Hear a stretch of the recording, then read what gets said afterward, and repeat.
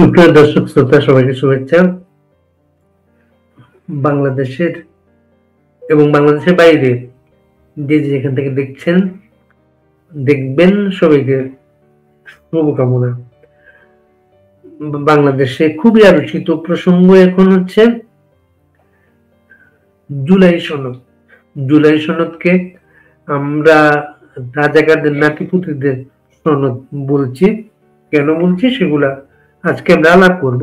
এই সনদটা নিয়ে আজকে আমাদের সঙ্গে দুজন খুব গুরুত্বপূর্ণ আলোচনা করবেন। একজন ব্যারিস্টার তানিয়া আমির এবং আওয়ামী লীগের বাহাউদ্দিন নাসিম। তানিয়া আমির আলোচনা করবেন বাংলাদেশ সময় রাত 11টায়, আর বাহাউদ্দিন নাসিম তিনি আলাপ করবেন বাংলাদেশ সময় 10টায়। এর আগে আরো একজন আলোচক আলাপ করতে পারেন, তার সঙ্গে আলোচনা চলছে। এখন আমি একটু সেনাবাহিনী পরিস্থিতি নিয়ে একটু আলাপ করব। সেনাবাহিনী পরিস্থিতি বিশেষ একটা দিক নিয়েছে, কারণ হচ্ছে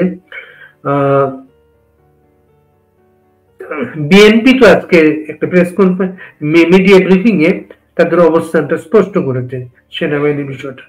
আর প্রধানমন্ত্রী শেখ হাসিনা, যাকে 1 বছর আগে সেনাবাহিনী ক্ষমতাচ্যুত করেছেন, তিনিও সেনাবাহিনীর পক্ষে দাঁড়িয়েছেন। এই সেনাবাহিনীর জন্য তার অনেক কাজ।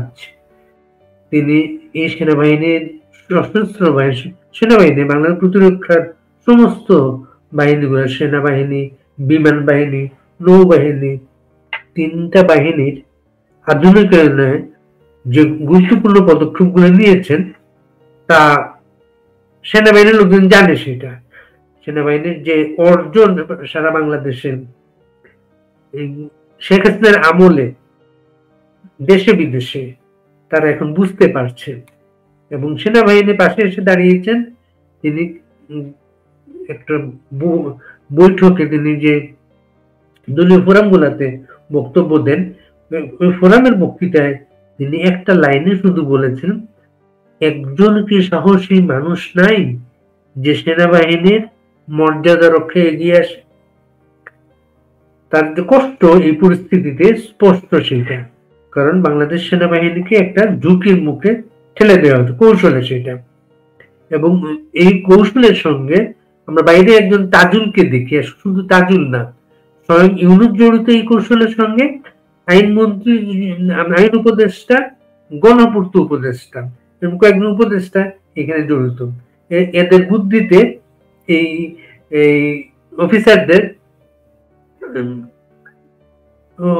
সাহায্য করার জন্য তারা কিন্তু তড়িঘড়ি এই ট্রাইব্যুনাল আইনটা পরিবর্তন করেছেন যে কাউকে অভিযুক্ত করলেই, অভিযুক্ত মানে তাকে গ্রেফতার করলে তার চাকরি চলে যাবে, এমন সব বিষয়। এবং এই বিষয় সাধারণত আমাদের দেশে সেনাবাহিনীর সঙ্গে আলাপ করা হয়, কিন্তু সেনাবাহিনী এই মুহূর্তে খুবই গুরুত্বপূর্ণ অবস্থানে আছে।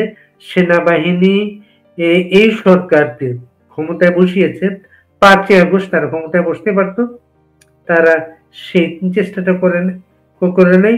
সেনাবাহিনী ব্যবস্থাপনায় রাজনৈতিক দলগুলোর সঙ্গে বৈঠক হয়েছে, বৈঠকের পরে যে অবস্থানটা সেই সেনাবাহিনীর সঙ্গে যারা এই আচরণগুলো করেছেন তার সেনাবাহিনী বিব্রত। এই কারণে সেনাবাহিনী তো কথাটা শুনে নেয়। ট্রাইব্যুনাল যারা সেনাবাহিনীর সাহায্য করার জন্য যে পদক্ষেপটা নিয়েছে, তারা ওয়ারেন্ট ইস্যু করেছে। এটা সেনাবাহিনী খুব সিরিয়াসলি নিয়েছে। সেনাবাহিনী তার লোকজনকে ট্রাইব্যুনাল হস্তান্তর করে নাই এবং ট্রাইব্যুনাল হস্তান্তর করার এখন পর্যন্ত কোনো সিদ্ধান্ত নেই। সেনাবাহিনী তাদেরকে স্বরাষ্ট্র মন্ত্রণালয়ের যেহেতু কুলডাউনে একটা উদ্যোগ নিয়েছে, সেই উদ্যোগের অংশ হিসাবে তাদেরকে হেফাজতে রাখা হচ্ছে ক্যান্টনমেন্টের মধ্যে অফিসার্স মেসের মতো একটা এলাকায়। তাদেরকে, তার পরিবার বিচ্ছিন্ন, কিন্তু তাদেরকে যথাযথ মর্যাদা রাখা হয়েছে। সেনাবাহিনীর মর্যাদাগুলি এমন ভাবে রাখা হয়, ধরেন যে কর্মকর্তাকে রাখা হচ্ছে হেফাজতে তার সমমানের একজন কর্মকর্তা তার সঙ্গে আছেন, তার নানা কিছুতে দেখভাল করেন। এই মর্যাদাগুলা সেনাবাহিনী মেনটেন করে। এবং বিএনপি এই পরিস্থিতি খুব বিব্রত। বিএনপি বিব্রত এই কারণে, বিএনপি ভয় পাচ্ছে এই পরিস্থিতিতে দেশে নির্বাচনের পরিবেশ ব্যাহত হয় কিনা।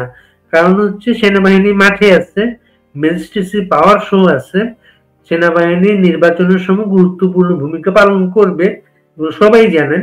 কিন্তু এমন মুহূর্তে এই আচরণটা বিএনপিকে বিব্রত করা হয়েছে। বিএনপি গতকালকে ইউনূসের সঙ্গে বৈঠকে বলেছে, সরাসরি তার অবস্থানটা স্পষ্ট করেছে, ব্রিফিং ও বিএনপি কথাগুলো বলেছে। বৈঠকে বিএনপি ইউনূসকে বলেছে, আপনি প্রতিরক্ষা বাহিনীর সঙ্গে যে দূরত্ব যেটা তৈরি করেছেন সেই দূরত্বটা কমিয়ে আনুন। কারণ বিএনপি এই কথাটা বলেছে, আমরা এফোর্ড করতে পারবো না, মানে হচ্ছে সেনাবাহিনীর সঙ্গে কোনো দ্বন্দ্ব। বিএনপি একটা প্রধান দল হিসাবে এই পরিস্থিতিতে পুরো পরিস্থিতির সাথে জড়িত, ইলেকশনে জড়িত থাকবে, এখনো জড়িত সেখানে। কিন্তু বিএনপি তাকে সতর্ক করে বলেছে, আপনি যে সমস্যা তৈরি করেছেন, সরাসরি বিএনপি ইউনূসকে দোষারোপ করেছে, এখানে সমস্যা তৈরি করেছে, এটা আমরা এফোর্ড করতে পারবো না। এর জন্য বিএনপি বলেছে তাড়াতাড়ি আপনি এই পরিস্থিতিটা যে দূরত্বটা তৈরি হয়েছে সেই তৈরির দূরত্বটা সংকুচিত করার জন্য বলেছেন। এই বিষয়টা ইউনূস কেন করলেন এটা নিয়ে নানা মত আছে। সেই মতগুলা সামনে আসছে এবং এইখানে আইন উপদেষ্টা গুরুত্বপূর্ণ ভূমিকা আছেন, গণপূর্ত উপদেষ্টার গুরুত্বপূর্ণ ভূমিকা আছেন, ইউনূস তো আছেনই। এবং তারা কেন এই কাজটা এই মুহূর্তে করলেন, আপনি ইন সার্ভিস 15 জন অফিসারের বিরুদ্ধে আপনি ওয়ারেন্ট ইস্যু করছেন, ওয়ারেন্ট ইস্যু করার পরে তাকে আপনারা চাচ্ছেন, তাজুল ব্রিফিং করে বলছে তাদেরকে ট্রাইব্যুনালের হাতে হস্তান্তর করতে হবে। সেনাবাহিনী এইভাবে হস্তান্তর করবে না, এটা একটা সেনাবাহিনীর ভেতরে একটা সিদ্ধান্ত হয়েছে। এবং এই বিষয়গুলোর আইনগত বিষয়গুলা তারা আলাপ দেখভাল করছেন এবং সেনাবাহিনীর কোনো একটা আইনগত উদ্যোগ নেওয়া হতে পারে। সেনাবাহিনী সরকারের সঙ্গে এখন তো ফ্রি সার্ভিস দিয়ে যাচ্ছে, কিন্তু আগামীতে হয়তো ফ্রি সার্ভিস দেবে না, সে বলবে আমাকে ক্ষমতার এই শেয়ার গুলো দিতে হবে। এমন আলোচনা নিয়ে সেনাবাহিনী নিয়ে আলোচনা শুরু হয়েছে। যদিও জেনারেল ওয়াকারকে নিয়ে সেনাবাহিনীর একাধিক মত আছে। কেউ কেউ খুব বিরক্ত ওয়াকারের উপরে, তারা মনে করছেন ওয়াকারের গার্ডলেস ভূমিকার কারণে এই বাইরের লোকজন এই সাহসটা পাচ্ছে। আবার অনেকে মনে করছেন তিনি একজন অ্যাকোমোডেটিভ মানুষ, ঠান্ডা মাথার মানুষ, তিনি সেনাবাহিনীকে ঐক্যবদ্ধ রেখেছেন, ঐক্যবদ্ধ রাখতে পারবেন। কিন্তু এখন এই পরিস্থিতিতে এসে যে বিষয়গুলো সামনে এসেছে সেনাবাহিনীর ভেতরে আলোচনার সামনে এসেছে হচ্ছে আপনার এই যে এবি ব্যারিস্টার ফুয়াদ যে কথাটা বলেছিল সেনাবাহিনী উড়িয়ে দেবে, সেনানিবাস উড়িয়ে দেবে, হাসনাত আব্দুল্লাহ যে ভাষাগুলো ব্যবহার করেছিল, স্লোগান দেওয়া হয়েছে মাঠে, ওয়াকার না হাসনাত হাসনাত হাসনাত, এই বিষয়গুলা সেনাবাহিনী ইগনোর করতে চেয়েছিল এবং হজম করতে চেয়েছিল। কিন্তু এই পরিস্থিতির কারণে এই বিষয়টা সামনে এসেছে। এবং তাজুলের ভূমিকাটা, তাজুলের টোনটা, কথা বলার টোন, তাজুলের অ্যাপ্রোচ কিন্তু আলোচনায় আসছে, এতে বেশি আছে। ফুয়াদ যেদিন সেনাবাহিনী সেনানিবাস উড়িয়ে দেওয়ার কথা প্রকাশ্য মিটিং এ বলেছিল, তখন পাশে তাজুল ছিল, কিন্তু তাজুল চিফ প্রসিকিউটর, কিন্তু সে ওইখানে ছিল জামাতে প্রোডাকশন, তারা এইভাবে ছিল সেটা। এবং তাজুলের আচরণ সেনাবাহিনীর উদ্দেশ্যে, টোন, এই বিষয়গুলোকে সেনাবাহিনী মনে করছে অধ্যত্ত।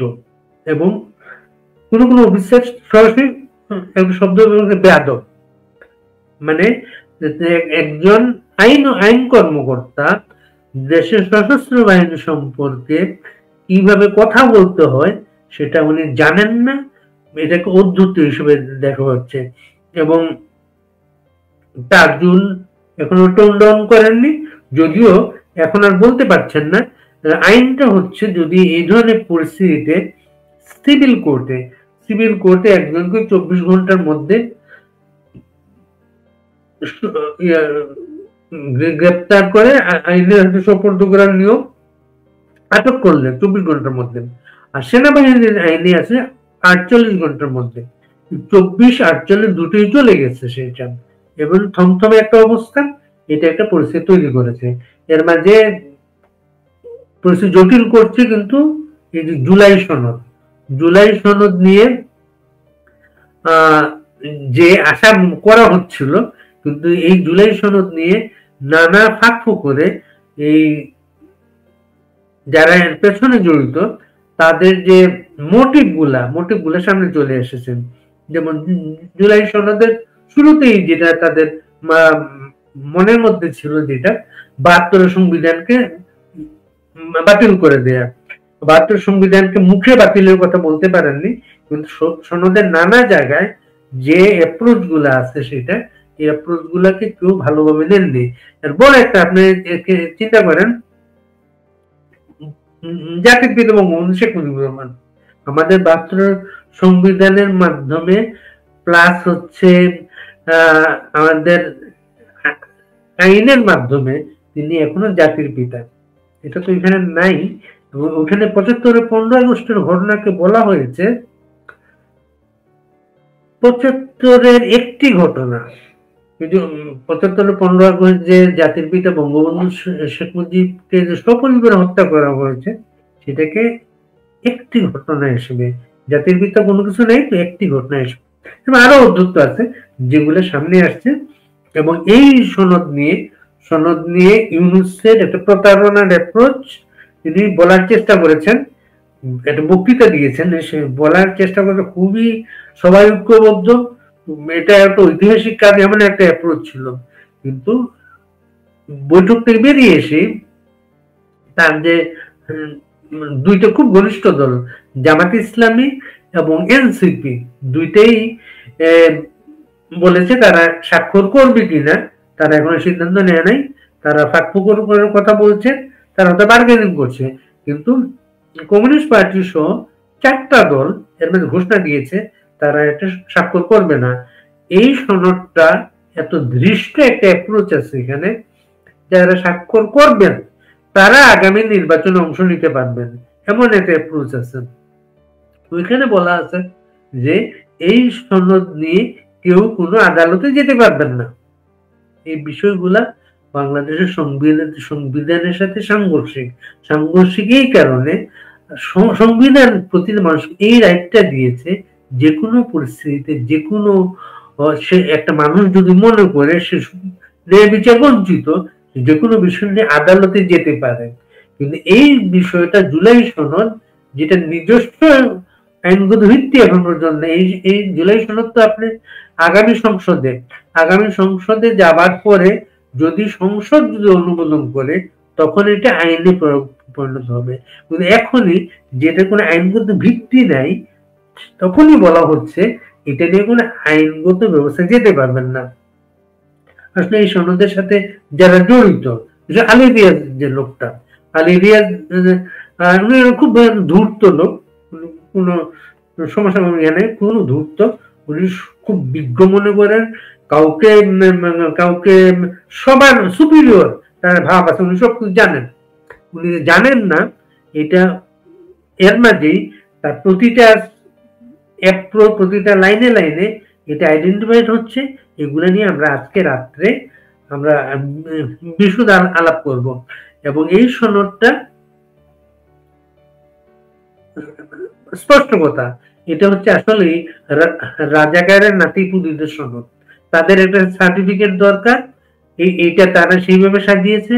তাদের দরকার হচ্ছে আইনের রক্ষা কবচ, কারণ হচ্ছে তারা বাংলাদেশের যে এনআরকি তৈরি করেছেন, বাংলাদেশের যে আইন লঙ্ঘনে এত পুলিশ হত্যা, থানা লুট, এত কিছু যে বাংলাদেশের ক্ষতি, এগুলোর থেকে আইনগত সুরক্ষা পাওয়ার জন্য তাদের সনদ।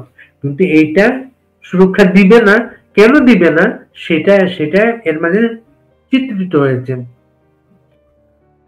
আমরা চট্টগ্রাম বিশ্ববিদ্যালয়ের দিকে খেয়াল রাখছি, সেখানে একটা বিশেষ পরিস্থিতি চলছে, আমরা চেষ্টা করবো সেখান থেকে কাউকে যুক্ত করার জন্য। আর আমাদের নানা